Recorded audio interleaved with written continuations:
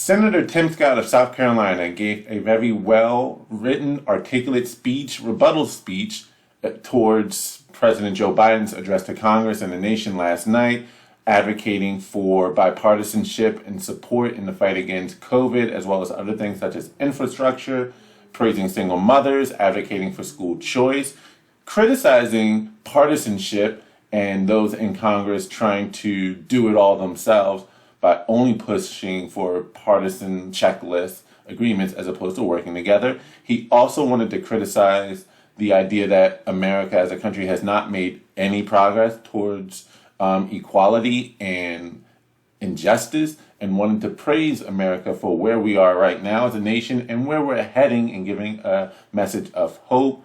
And the liberal Democratic Party, or left, lost their collective minds last night and went on a full-on racial tirade against the senator. Last night on Twitter, immediately following his speech, this started trending, and this was trending throughout the whole night for a good 10 hours. In fact, even as I woke up this morning, and just as I was getting my day started, as late as 8 o'clock in the morning Central Standard Time, which makes it 9 p.m. Eastern Standard Time, Uncle Tim was trending on Twitter in the top 5. I'd hate to see where it was throughout the earlier hours of the night immediately following his speech, but Uncle Tim, which is a clear reference or a play on the word Uncle Tom, which is a clear racial slur or epithet towards black individuals. It's a way of calling them subservient, overly pleasing to their white masters, and also betrayers to their race or group. Which is ironic considering the fact that Uncle Tom comes from the titular character of the book, Uncle Tom's Cabin, written back in the early 1850s, I believe. And the Uncle Tom in that book was actually a Jesus-like character in terms of his spirituality, his reference for peace, love, forgiveness, and understanding, working with all. And at the same time, he actually died as a martyr protecting black slaves. I believe 2 or 3 female slaves had escaped, and the master had questioned Uncle Tom about their whereabouts, and he refused to give up their whereabouts or tell them where they were. And as a result, he was killed for protecting those runaway slaves. How a century later, after the book was originally written, it became a derogatory term as a traitor to the race, when in fact he actually died for the race, I don't know, but I digress. We are where we are. And this is all because at one point during the speech, which he made a lot of great points, but all because he said this in particular. Today, kids are being taught that the color of their skin defines them again. And if they look a certain way, they're an oppressor. From colleges to corporations to our culture, people are making money and gaining power by pretending we haven't made any progress at all, by doubling down on the divisions we've worked so hard to heal. You know this stuff is wrong. Hear me clearly. America is not a racist country. It's backwards to fight discrimination with different types of discrimination. And it's for daring to say that we should not be looking at the present day America through the lens of the crimes of the past, and for saying we should be hopeful for where we are now and where we're heading as a country, and by trying to proclaim that America is no longer majority racist, but rather the majority of Americans are good, decent people who want to work together, and no longer a majority of bigots and racists.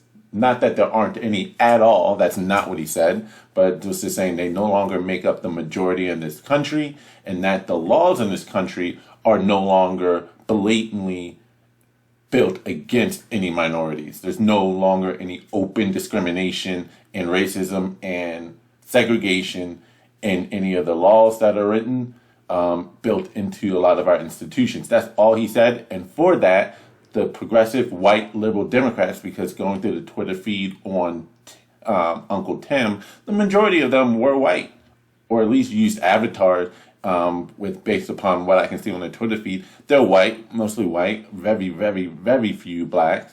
But either way, liberal Democrats said, you know what, let's go out and prove him wrong.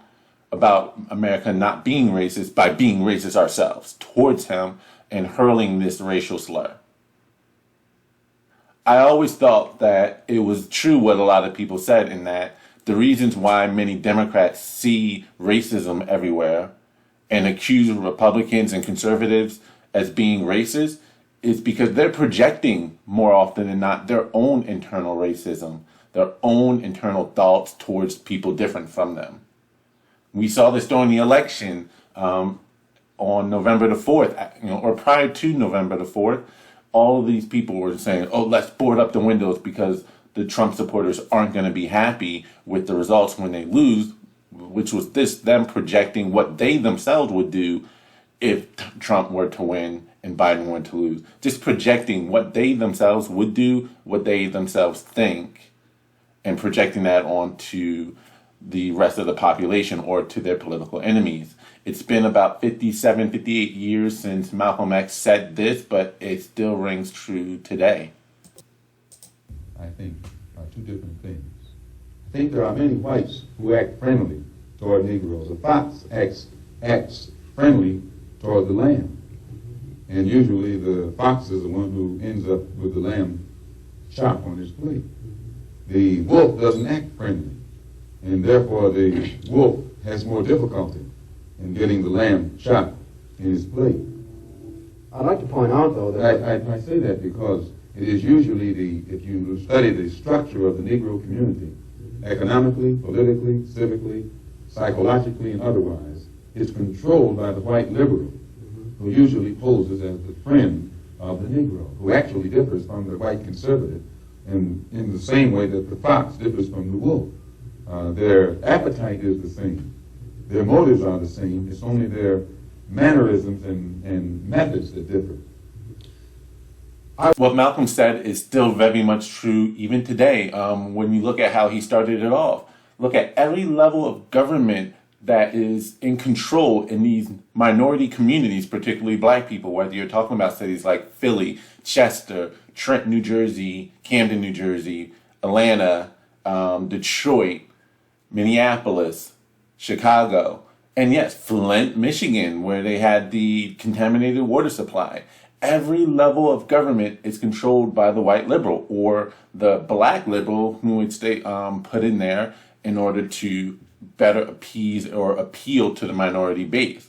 But the results are still the same. For all of the complaints from the black communities as it pertains to systemic racism, the cops, poor housing, destroying communities, piss poor educational systems in schools that are no longer teaching them anything, lacking opportunities. All of these conditions exist in these cities run by Democrats from top to bottom. Again, they wanted to complain about the water system and tried to put all of the blame on the governor when every level of government within the city and the city council has long since been Democrat for over 50 years. They were the ones overseeing the situation. They didn't say jack about it for years and allowed it to just fester. I didn't hear or see any evidence of them complaining or reaching out to the governor for assistance or identifying this problem. They let it fester and didn't do anything about it. Why? Because they know the voter base is going to just point the finger at the governor, who happened to have an R in front of his name, as opposed to the people actually running the city. Situation with George Floyd. Again, every level of that city is controlled and run by Democrats. 13 of the city council, out of the 13 city council members in the city of Minneapolis, 12 of them are Democrats. And then the 13th is a Green Party member. And if you're not familiar with the Green Party, they're a far more progressive, far left group than Democrats. In fact, they're more in line with AOC and potentially Bernie Sanders, but they just refuse to give in to the two-party system. And instead of trying to infiltrate and control the Democratic Party from within, they just created their own party. But again, all 13 members of the City Council of Minneapolis are far-left liberals and or just liberal Democrats and one Green Party member. It's a Democratic mayor. And they also heard all about some of the complaints from Derek Chauvin, who, whether or not those complaints were justified or not, there were complaints lodged. And in fact, if I'm not mistaken, former Democratic presidential hopeful and candidate Amy Klobuchar was Attorney General for Minneapolis and received a complaint about Officer Derek Chauvin, and decided to dismiss it, drop it. Didn't even look two ways for it. Every attorney general, city council, mayor, every level of government where these complaints are being lodged are held in liberal cities. You know, your poor educational system where proficiency rates in English, math, reading, science are all below 30, 20%, are all in cities controlled by Democrats who aren't doing anything about it other than, well, let's just throw more money at these teacher unions. Pay them a little bit more even though we're not getting any different results. They don't care. And then on the idea of them being like the wolf, just as bad, just as racist, just look at what they did to Senator Tim Scott. The second he did not agree with their agenda of victim mentality, they went full wrath racist on him. No different than the wolf, except for their mannerisms, as Malcolm X said. And what's just as bad, if not worse, is the fact that Twitter allowed this racist attack or slur to trend so high for so long without being addressed. Again, this was seen on Twitter's top 6 trending as of 9 a.m. Eastern Standard Time.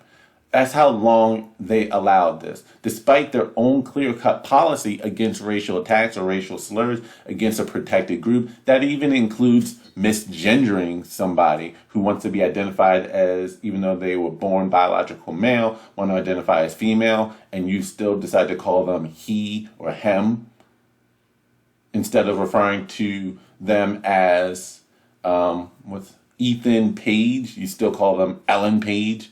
Or whatever the case may be, they forbid that. And yet they allowed Uncle Tom, or a variation of it, to trend so high. Whereas if it was on the other side of the aisle, and if it was a conservative throwing a racial epithet like, again, misgendering, they would be caught and removed within minutes, maybe not even an hour. And yet they allowed this to trend for extremely a long time and really, really high for as long as 9 to 10 hours.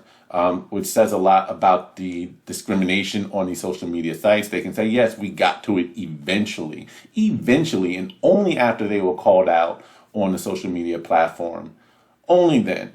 But they allowed it to go for the longest time. It's not a fair playing field.